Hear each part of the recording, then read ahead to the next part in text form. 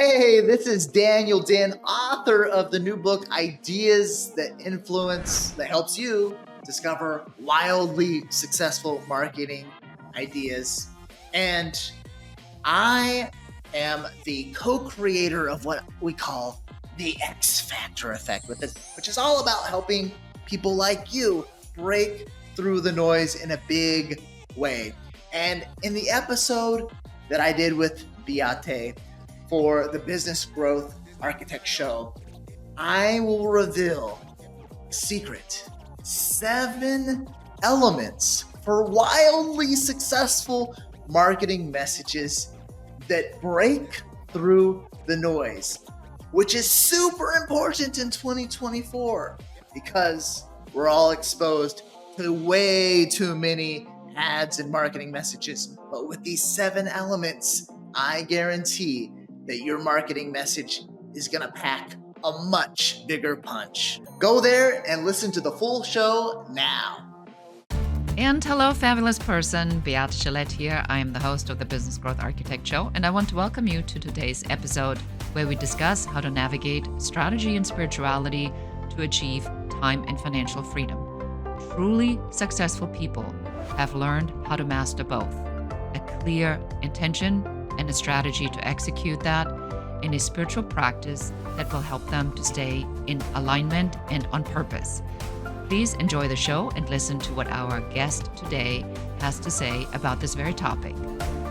Welcome back, everyone. This is Beate, your host for the Business Growth Architect Show. Today, we're talking about marketing and how to stand out, exactly how to figure out what is an X factor, how you can get an X factor, and how can you be so memorable that all your prospects and clients remember you 24/7. And with me, the person who's going to answer all these questions and tell you how to is Daniel Den, who is a rainmaker. Daniel, I'm so excited to have you on the show. Welcome. Woo! Thank you so much, Beate. And Beate Gillette, you as well are a rainmaker. I know that you are going to have lots of really cool things to share with this because you are all about helping people with their brand messaging and differentiating as well. People call it all kinds of things, and I'd love to hear what you call it, but we call it authority platform building. We call it the differentiation factor. We call it the unapologetic value proposition, the USP or UVP,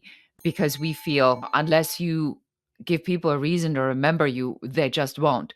So, Daniel, for somebody who's not familiar with you, what you do or your work, tell them, what do you do? What problem do you solve for your clients? We call it the X Factor effect. That's our way of saying, yeah, you got to do things different. My short story is, so back in 2009, I hit a home run with a website. And I started on multiple days, I started making as much as $1,000 a day. And I was ready to start planning my retirement. I was like, yes, I did it. And long story short, after about 6 months, I had one copycat competitor who completely ripped off my website. And that one turned into 2, that turned into 5, that turned into 10. When all was said and done, I estimate I had close to 100 or maybe more people who pretty much completely ripped off my winning website. It was a website that helped sell car insurance, and it worked like gangbusters. But people just copied it. And so I started going down this path of how do we differentiate to the point where we become uncopyable. And for the past 12 years, we have been helping over 20,000 students and clients differentiate their businesses to the point where they become uncopyable and they are able to position themselves as market leaders and category kings or category queens in their niche markets. I find this a really fascinating idea to say there is an X factor, right? We know it when we see it. You are saying that you can deliberately design an X factor. Now, you got to have to tell us more about that, because people oftentimes say things like this, right? Well, that's easy for you, Daniel. You just got it, right? We're creative people, and I've always been creative. And Mm-hmm. I just thought that everybody had this creative spark. Well, it just so happens to turn out that people don't. And for the people that don't, they need processes that help them differentiate and help them, or sometimes it's just uncover their X factors. Classic example comes from Listerine. I share this in the Ideas That Influence book that we'll get to maybe here in a few minutes. But the story of Listerine in the early 1900s, Listerine became Listerine because they started marketing that their mouthwash was the cure for what was known as halitosis. If you've heard the term halitosis, Listerine basically owned that word in the minds of consumers. It was a word that basically meant, the medical term for bad breath. And they found it in a journal one day, but nobody was talking about halitosis. So Listerine says, this is cool. Let's start to, put out advertisements that say that we are the cure for halitosis, AKA bad breath.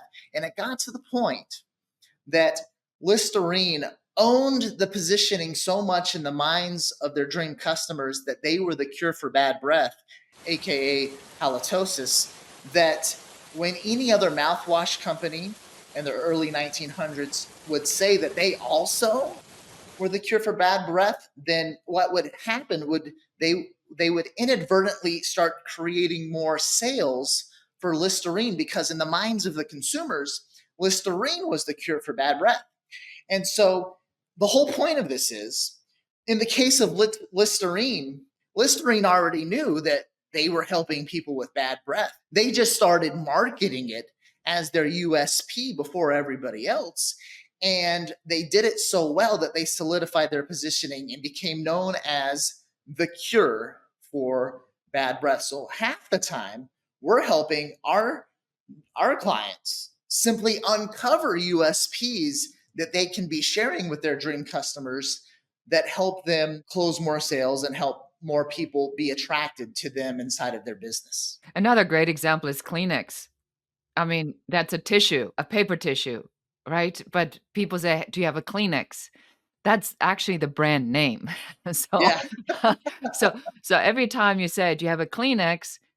you're reinforcing a brand message that I don't even know how many decades ago that they've invented. So these examples are widely available if you really look. So you say there's a way for us to determine what our X factor is, and while we may not be Kleenex or Listerine, but I know that you wrote a book, and in the book that you wrote, you talk about 7 elements. So can we talk about this a little bit? Are you willing to share this? Oh yeah, of course. All Thank you, right. Beate. And I So love. let's talk about the book, and let's talk about these 7 elements you talk about in the book. So Ideas That Influence, the whole book was written because out of everything that we teach, you having a unique brand message is one of the ways you can differentiate yourself. We teach with our X Factor Effect methodology. Let's stack those differences that make a difference.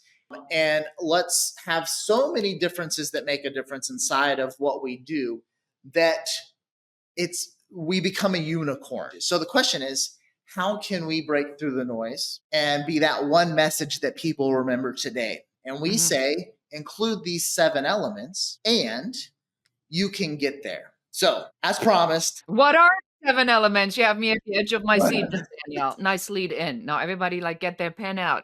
what are the 7 elements? Tell me, tell me, tell me. We have a fun little social experiment, which I think will help people with this concept pretty easily. All right, I throw you one ball, you're going to catch that one ball, especially from 10 feet away. Okay, easy toss, you got it. If I throw you 2 balls at the exact same time, then it's possible that you catch both, but you're probably going to catch one and drop the other. We've actually run this experiment multiple times, and we've seen that that's what happens. Usually you catch one and drop the other. So you catch one ball. If I throw 3 balls at you at the same time from 10 feet away, all 3, usually you're going to catch one or drop all 3. If I throw 6 balls, you're going to maybe catch one, but probably drop all 6. Danielle, so we are diving deep into your book, Ideas That Influence and X Factor, How to Stand Out. So let's go through the 7 elements of what are the different things that are making me stand out. Awesome. I'm going to list them off so that we fulfill the promise. We go on. Exactly the title of the episode, so it's all in there. So here they are. It's all there. We're spilling the beans. So we talked about, let's have it single focused, one big concept or idea. That's the first element. The second element is to put your audience center stage, aka make the message about your audience. Don't make it about you. So everybody says, don't just talk about yourself. Well, yeah, don't just talk about yourself. Make it all about your audience, your dream customer. The third element we have already hinted towards, that you have to have a differentiator. You have to be different in some way. So we say, make sure it has an X factor. That's the third element. Something different, because people love things that are new and different. The fourth element evokes emotion. The best marketing messages evoke a lot of emotion. So make sure that marketing message, even if you have to do it through humor, hey, humor sells. Make it exciting like Red Bull, make it funny like Snickers, evoke emotion in some way, shape, or form. So that's the fourth element. Make sure it evokes emotion. The more emotion, the better. Fifth element, share a story. This all goes back to your brand messaging that Beate always talks about. So you got to share the story. Transformational stories is the big one that Beate says that she goes for. Perfect. Why is that so perfect? Just quick side note. The reason why that's so perfect is because if you share a transformational story, then it shows your dream customers that you used to be them. And because you used to be them and then achieved X result, then that's why you are the best solution for them. Lots of times in business, we are super successful when we end up selling to past versions of ourselves. Beate sells to a past version of herself. I sell to a past version of myself. People that used to be in my shoes, people that used to be in Beate's shoes. And that's why we do it successfully. So that's why stories and transformational stories specifically are so strong for part of your marketing message. So that's the fifth element.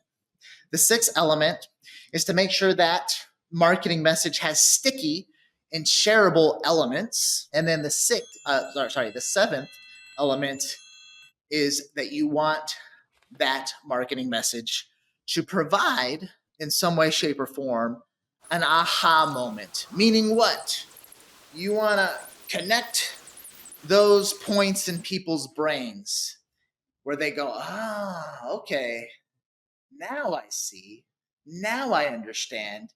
And when people have those aha moments, aka mini paradigm shifts, it really moves them down the sales funnel. Wonderful. And let's move on to the second part of our show, which is really the spiritual element. And I would like to just hook this into the emotional aspect of things that you were just talking about. I think it's a really nice segment for us to stick on that. The emotion that I need to put in my brand or in my storytelling. You are saying I can design that. How do I design that? And how does spirituality come into that?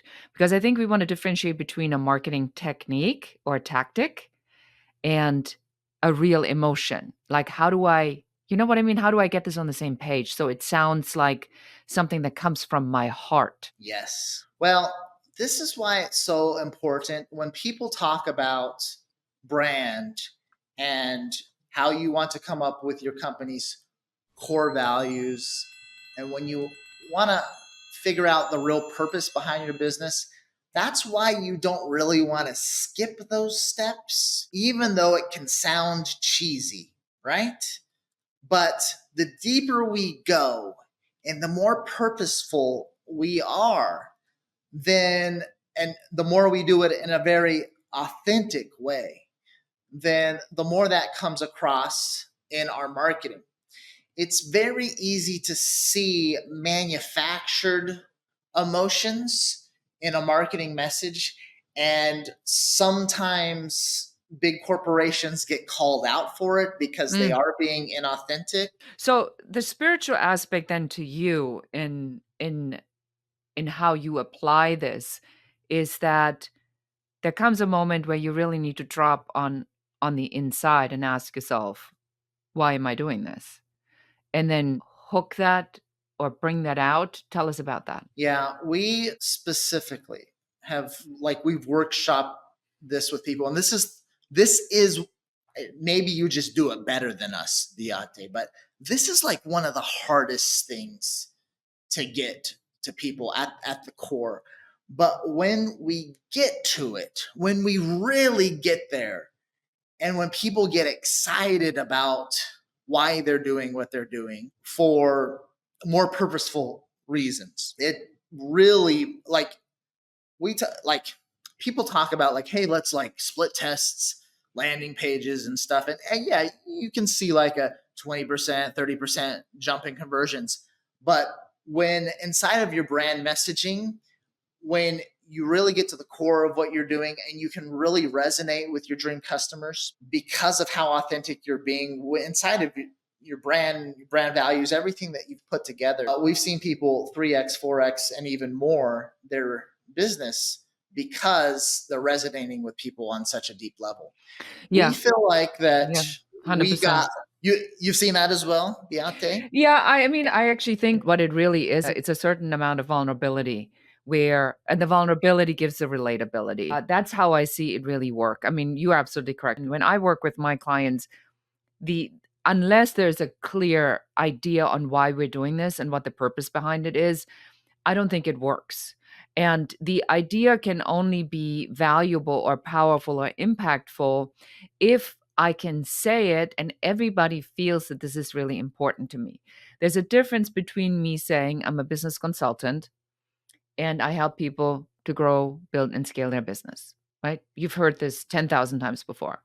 But if I say I deliberately choose the term growth architect, and the reason I did this is because I realized that people do not know in what order they need to architect their growth. Like when you build a house, everybody's been seeing a time lapse of how you build a house.